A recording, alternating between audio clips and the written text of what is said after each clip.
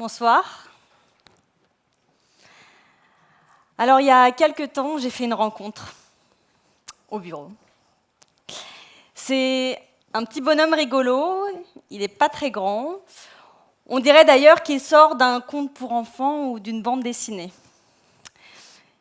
Quand je l'ai vu pour la première fois, je me suis dit qu'on allait vivre un truc de fou ensemble. Je vais vous le présenter.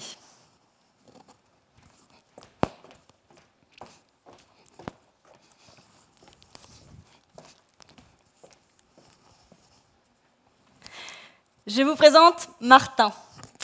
Alors, il y en a, c'est Martine à la plage, Martine au soleil, Martine à la ferme. Eh bien, moi, c'est Martin. Martin au COMEX, mais je vais y revenir.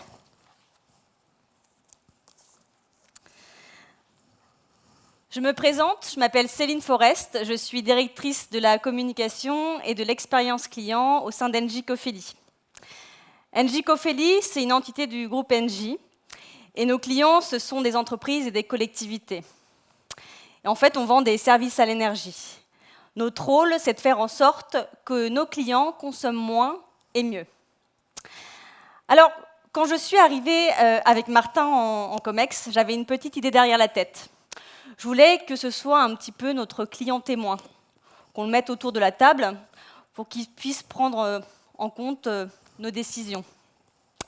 Je ne suis pas la première d'ailleurs à avoir pensé ça, parce que d'autres entreprises l'ont fait avant moi, par le biais d'une chaise rouge en COMEX, ou alors un avatar, comme Air France, il y a eu Free, et plus récemment Nexity. Alors j'avais de grands espoirs en Martin. Mais quand je l'ai présenté à mes collègues du COMEX, quelle ne fut pas ma déception. J'ai eu le droit à... Mais alors, c'est quoi encore cette idée? Ça va nous coûter combien, ça?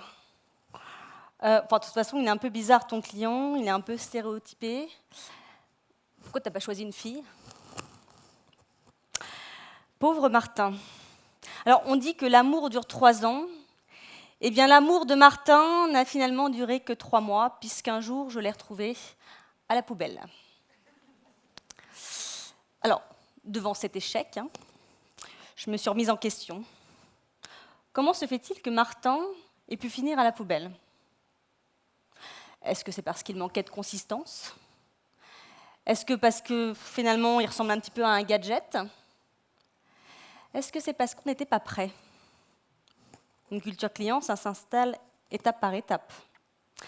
Je n'ai pas vraiment de réponse objective, mais je suis sûre qu'inconsciemment, Martin nous a un peu inspirés et a permis d'accélérer les choses. Sans lui, peut-être qu'on n'aurait pas mis en place la barométrie client. La barométrie client, c'est une enquête de satisfaction que font nos techniciens suite à une intervention sur une tablette. Ça leur permet de récolter du feedback, mais surtout d'engager une relation avec le client. Plus globalement, l'expérience client a pris une autre dimension en 4 ans dans l'entreprise. Par exemple, le NPS, le Net Promoter Score, vous savez, cet indicateur qui mesure la différence entre les promoteurs et les détracteurs. Eh bien, on le suit au COMEX maintenant, au même titre que les autres indicateurs financiers. Et les bonus de nos managers sont aussi indexés au NPS. Alors finalement, je pense que ce que nous a apporté Martin, ce petit bonhomme en carton, pirouette, cacahuète, c'est d'avoir éveillé l'enfant qui sommeille en nous. Un enfant, c'est sans a priori. Un enfant, c'est sans préjugés. Ça perçoit le monde tel qu'il est. Et ça, on en a fait l'expérience, il y a quelques années, avec un client dans une école. Nous sommes engagés, avec ce client, à faire 81% d'économies d'énergie. Quand on fait des économies d'énergie, ça passe principalement par des travaux de rénovation et aussi des actions de sensibilisation. On arrive assez rapidement au résultat avec la partie travaux de rénovation. Sur la partie changement de comportement, c'est un peu plus compliqué. Avec le client, on a décidé de cibler les enseignants. Autant dire que ce n'était pas gagné. On se remet à table avec le client. On réfléchit. et on se dit, finalement, on s'est trompé de cible. Dans une école, il y a une majorité d'enfants. C'est eux qui prennent la décision d'éteindre la lumière quand ils vont en récréation. C'était donc eux la cible, les enfants. Donc qu'est-ce qu'on fait? On recommence nos actions. On fait des ateliers avec eux. On leur explique pourquoi c'est important d'éteindre la lumière quand ils vont en récréation. On leur explique pourquoi c'est important de fermer une fenêtre quand le radiateur est allumé. On va même jusqu'à co-construire un jeu de loi avec eux sur des économies d'énergie. Et je peux vous dire d'ailleurs qu'on se fait gronder quand on ne respecte pas les éco-gestes. Et un truc très drôle qu'ils ont adoré, c'est qu'on va même jusqu'à leur expliquer pourquoi c'est important de prendre une douche avant d'aller se baigner à la piscine. Vous savez, quand on vous oblige à prendre une petite douche froide là, avant d'aller à la piscine, et que vous appuyez là sur le bouton et qu'il y a un minuscule jet d'eau qui sort, eh bien c'est aussi pour faire des économies d'énergie. En fait, quand vous êtes sale, quand votre peau est sale, elle fabrique de l'ammoniac. L'ammoniac, quand ça rentre en contact avec le chlore, ça libère de la chloramine dans l'air. Donc si vous allez à la piscine et que ça sent le chlore, c'est qu'en gros tous les gens sont sales. Hein. La chloramine dans l'air, c'est néfaste pour la santé des baigneurs. Donc on est obligé d'installer en fait un espèce de système de ventilation qui va extraire l'air. Et ça consomme de l'énergie. Donc en gros, si vous vous lavez avant d'aller à la piscine, vous pouvez économiser jusqu'à 5 à 7%. Finalement, donc on arrive au résultat. Cette anecdote dans l'école nous a remis en question. Et moi, je me dis que finalement, on devrait mettre l'expérience client à l'épreuve des gosses. On devrait prendre tous les irritants de l'expérience client et les mettre à l'épreuve des gosses. Je suis sûre que dans cette salle, vous avez tous soit des enfants, soit des petits cousins, soit des neveux, des nièces. Et vous avez sûrement été confrontés à ce genre de questions, vous savez, qui vous mettent un peu mal à l'aise. Ces questions sans le filtre, du style Maman, mais pourquoi les gens ils jettent du plastique dans l'océan si ça tue les animaux? Ouais. Maman, pourquoi il y a des gens qui fument si ça tue? Un enfant, c'est un client incroyable. Un enfant, ça vous challenge, ça vous pose des questions et vous êtes obligé d'y répondre. Un enfant, c'est un client formidable parce qu'il n'y a pas d'a priori, ils sont out of the box. Un enfant, c'est un client incroyable parce que ça n'a pas de budget. Donc ils sont nos limites, ils sont ambitieux. Ou alors comme ils sont fauchés, on est obligé de leur répondre autre chose que c'est trop cher. Un enfant, c'est un client incroyable parce que c'est créatif, imaginatif. Donc vous n'avez pas le choix que de leur répondre avec le fameux « wow effect ». Alors si vous ne le faites pas, vous êtes décevant. Je n'ai pas dit déceptif, décevant, c'est pire. Un enfant, c'est un client incroyable parce que ça a du bon sens et c'est simple. Donc dès que vous devenez compliqué, eh ben, il vous pose des questions, des pourquoi, à l'infini. Et un enfant, c'est un client incroyable parce que ça aime être surpris et ça aime surprendre. Donc finalement, la disruption, elle peut venir pas seulement des startups, mais des enfants.